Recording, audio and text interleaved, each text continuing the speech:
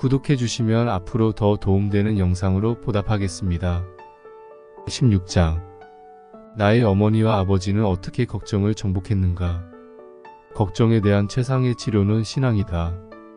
우리가 자신의 신체나 전기 혹은 자동차의 작동 원리를 모른다고 해서 그것을 사용하는데 장애가 되지는 않는다.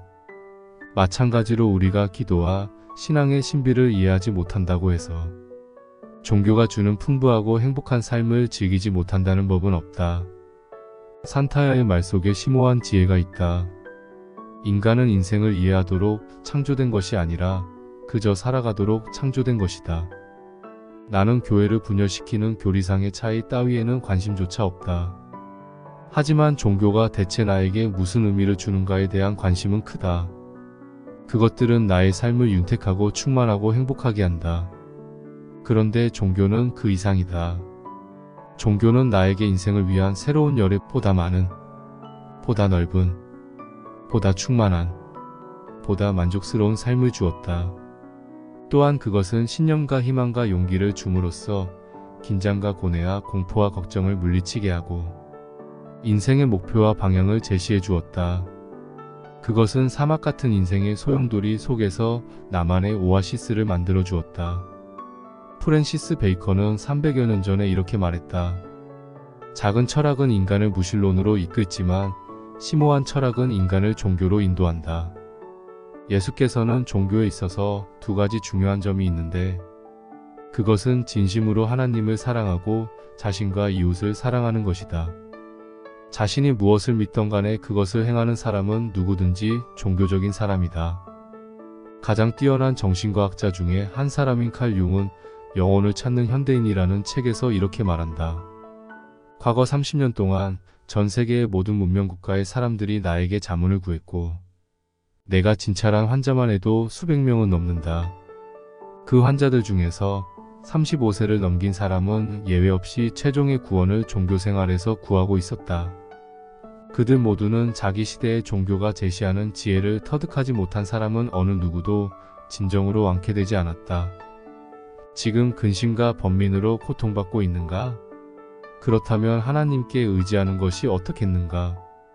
임마누엘 칸트가 말했듯이 우리에게 필요하기 때문에 하나님에 대한 믿음을 받아들이는 것이 어떻겠는가? 우주를 관통하는 불멸의 힘에 우리를 연결시키는 것이 어떻겠는가?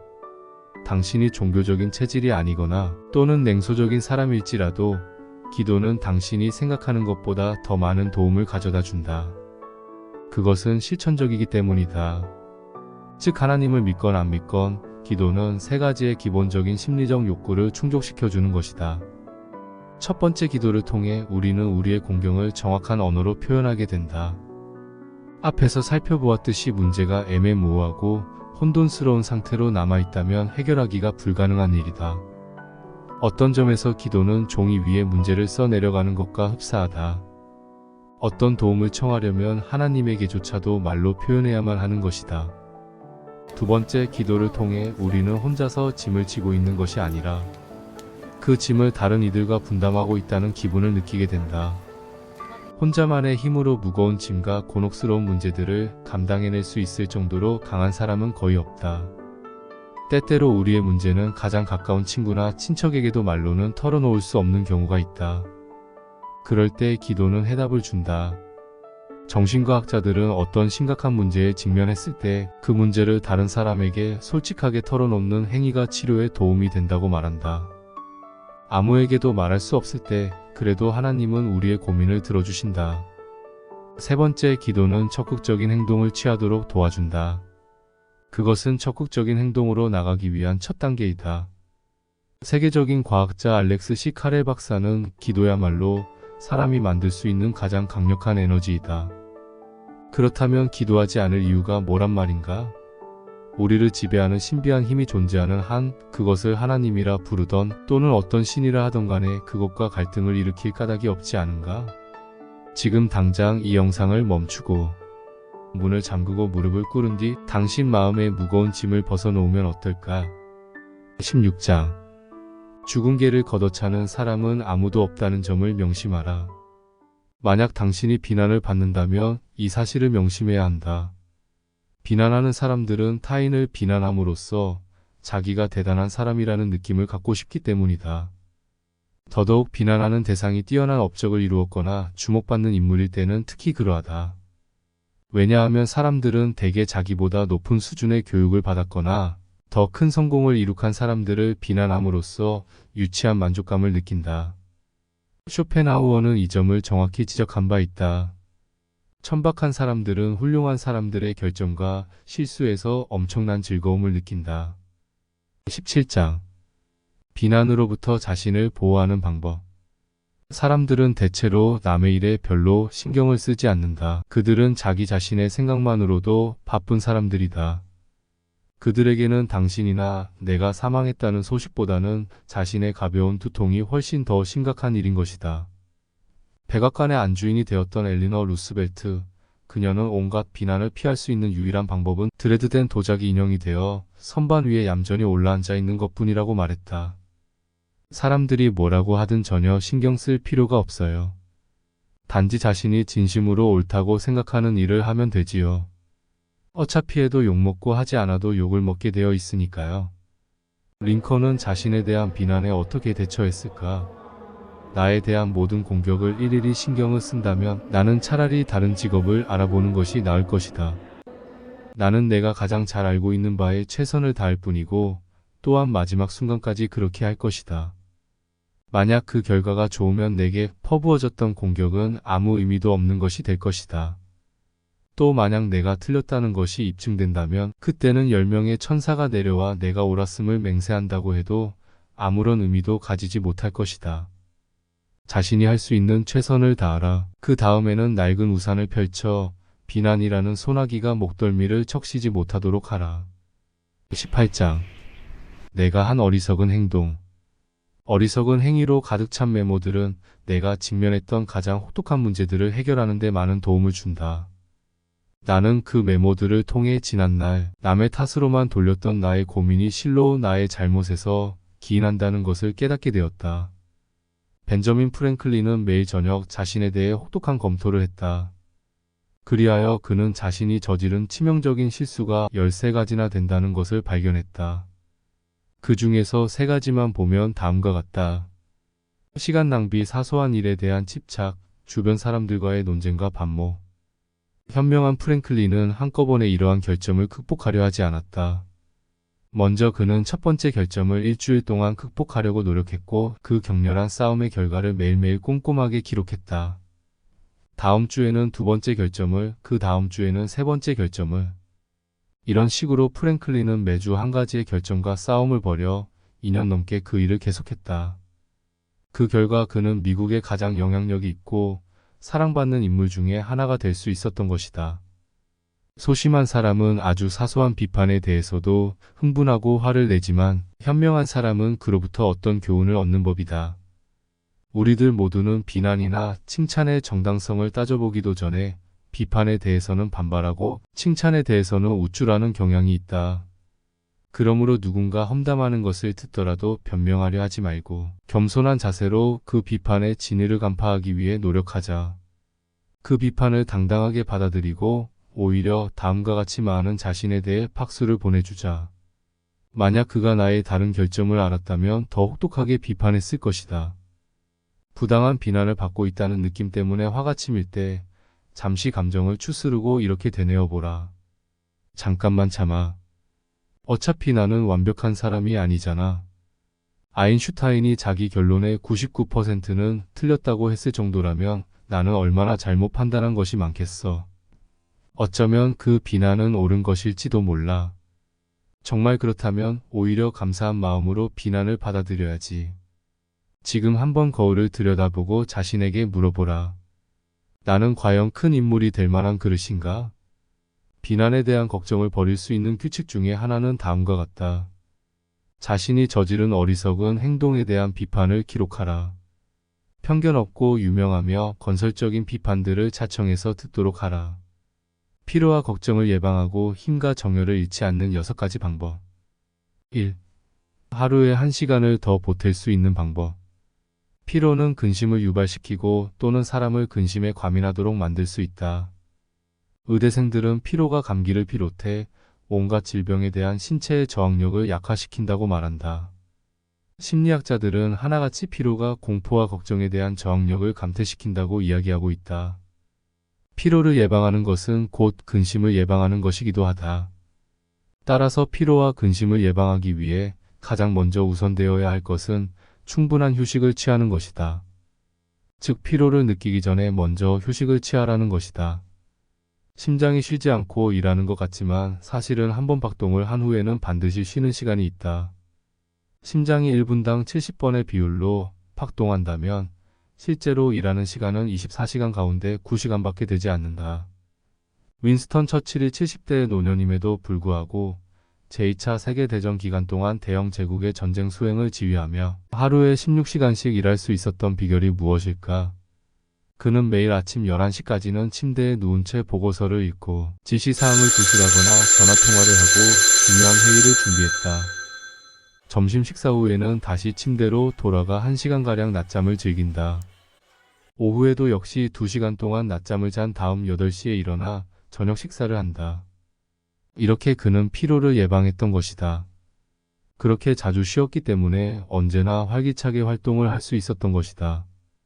록펠러는 98세까지 장수를 누렸는데 건강한 체질을 타고난 것도 있었겠지만 매일 정오 무렵에 30분가량 낮잠을 자는 습관 때문이었다. 왜 피곤해지는가라는 탁월한 저서에서 다니엘 W. 조셀리는 휴식은 전혀 아무것도 안 하는 게 아니다. 휴식은 말하자면 복원인 것이다. 단 7분 동안의 낮잠에도 하루의 피로를 깨끗이 씻어줄 만한 엄청난 효과가 숨어 있다. 야구계 원로인 코니 맥은 경기를 앞둔 오후에는 반드시 5분간이라도 낮잠을 잤다. 그러고 나면 더블 헤더를 뛰어도 전혀 피로가 느껴지지 않더라는 것이다. 에디슨도 자기의 엄청난 정력과 인내심은 언제든지 자고 싶을 때 자는 버릇 덕분이라고 말했다. 헨리 포드에게 건강의 비결을 묻자 그는 앉을 수 있을 때에 나는 결코 서 있지 않소. 그리고 누워 있어도 되는 때에는 절대로 앉아 있지 않지요라고 말했다. 만약 당신이 점심 식사 후에 낮잠을 잘 수 없는 형편이라면 적어도 저녁 식사 전 1시간 정도는 누워서 휴식을 취할 수 있어야 한다. 그러면 밤에는 6시간만 자도 도합 7시간인데 이는 연속 8시간의 수면을 취하는 것보다 훨씬 몸에 좋다. 육체 노동자들도 역시 자주 휴식을 취해야만 보다 많은 일을 할 수 있다. 무엇이 당신을 피곤하게 만드는가? 그 해결책은 무엇인가? 놀랍고도 중요한 사실이 있다. 그것은 인간은 정신노동 그 자체만으로는 절대로 피로해지지 않는다는 사실이다.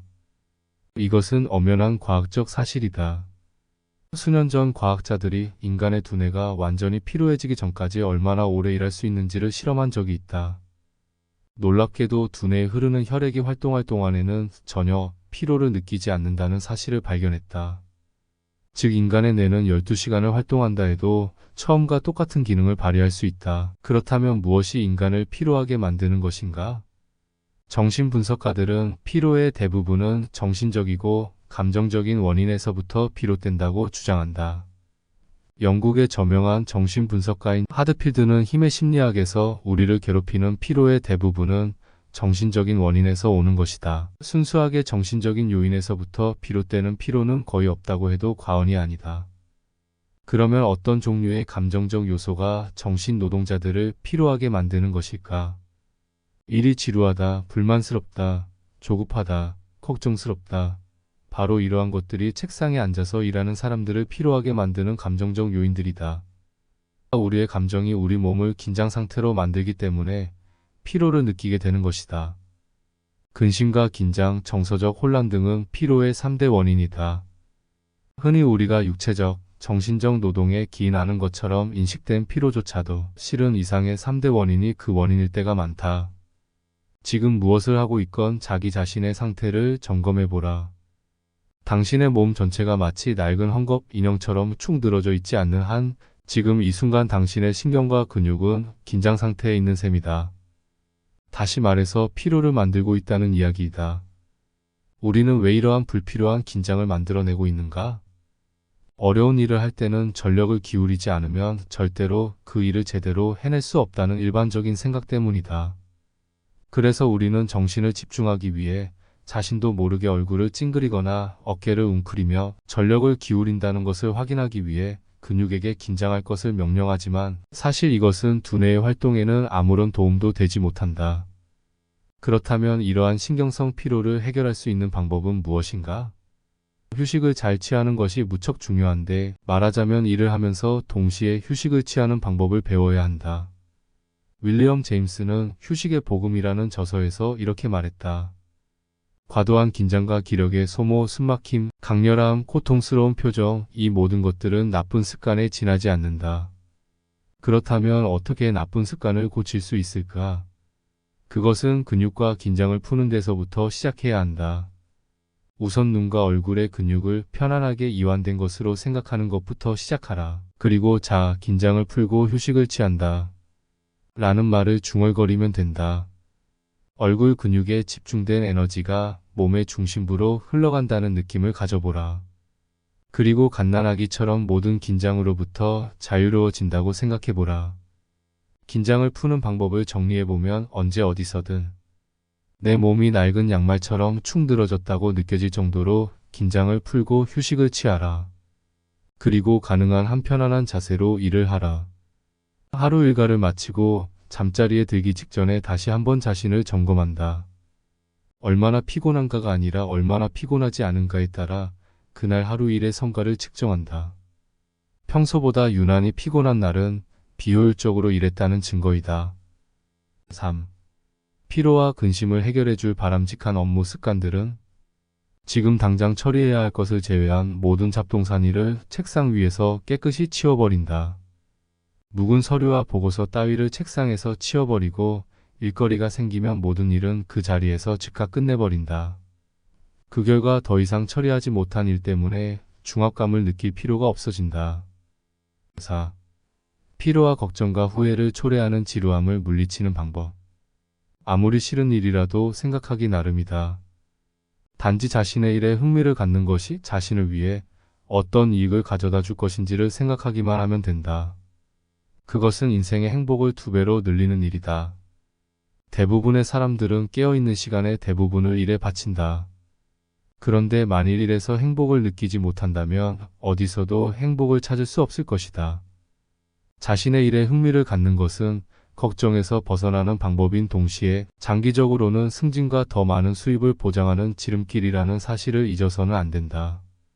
설사 그렇게 되지 않는다 하더라도 최소한 피로를 줄이고 삶을 즐길 수 있는 방법이라는 사실은 아무도 부정할 수 없을 것이다. 5. 불면증에 대한 걱정에서 벗어나는 방법. 토머스 히슬롭 박사는 영국의학협회의 강연에서 다음과 같이 말했다. 오랜 경험을 통해 잠을 촉진하는 가장 강력한 힘은 기도라는 사실을 알 수 있었습니다. 나는 의사의 입장에서 기도가 마음을 위로하고 신경을 안정시키는 가장 뛰어난 진정제라는 것을 인정하지 않을 수 없습니다. 자넷 맥도널드는 우울증과 걱정에 사로잡혀 잠이 오지 않으면 시편 23편에 여호와는 나의 목자시니 내게 부족함이 없으리로다. 그가 나를 푸른 풀밭에 누이시며 쉴만한 물가로 인도하시는도다 라는 구절을 암송함으로써 안정감을 얻을 수 있었다고 한다. 핑크 박사는 무릎 밑에 베개를 받쳐서 다리의 긴장을 완화시켜주고 팔 밑에도 조그만 베개를 개어주는 방법을 권한다. 그럼 다음 자신의 턱과 눈과 팔과 다리에게 긴장을 풀라고 속삭이면 자신도 모르는 사이에 편히 잠들 수 있다고 한다. 한번 해보아라. 이 방법은 대단한 효과가 있다. 그 밖에 정원 가꾸기나 수영, 테니스, 골프, 스키 등의 운동을 통해 몸을 피곤하게 만드는 방법도 있다. 충분한 피로가 쌓이면 본능은 우리로 하여금 걷고 있는 동안에도 잠을 자라고 명령한다. 헨리 시링크 박사가 인간의 재발견이라는 저서에서 자살을 기도했던 한 환자의 이야기를 쓰고 있다. 말로는 그를 설득할 수 없다고 판단한 링크 박사는 그 사람을 향해 이렇게 부추겼다. 기어이 자살을 하겠다면 좀 더 영웅적인 방법을 선택하는 게 낫지 않겠습니까? 일테면 숨이 끊어질 때까지 거리를 한번 달려보는 것도 좋겠죠. 그 환자는 정말로 그 방법을 시도했다. 그것도 한 번이 아니라 3번씩이나 되풀이하면서 말이다. 그동안 그의 상태는 점점 호전되기 시작했다. 너무 피곤한 나머지 정말로 죽은 사람처럼 잠에 취해 골아떨어진 것이다. 그 후 그는 스포츠 클럽에 가입해 계속해서 각종 운동을 즐기기 시작했다. 그리고 얼마 지나지 않아 영원히 살고 싶을 만큼 기분이 좋아진 것은 말할 것도 없다.